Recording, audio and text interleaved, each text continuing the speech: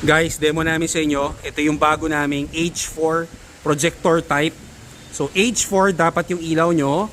Tapos yung more modern siya, yung walang nakaharang. So ito yung projector type. Kung may nakaharang sa inyo, meron din kaming H4 na walang projector head. So ito yung projector H4 para sa mga Toyota. So basta H4 pwede, basta walang harang dito, pwede itong H4. Then tignan nyo, ito yung projector type. Ito yung LED nya from another brand. So pinapalitan natin, galing to sa ibang brand. Ito yung kinakabit natin. Nakita nyo yung comparison. Ito mas wider yung ilaw nya. So ito yung cut off. So H4 projector type. Ito yon. Kailangan H4 yung kotse nyo. Ayan yung projector type.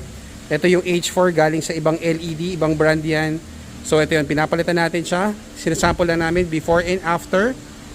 Then yung fog light niya, ino-upgrade rin natin ng JCL projector fog light.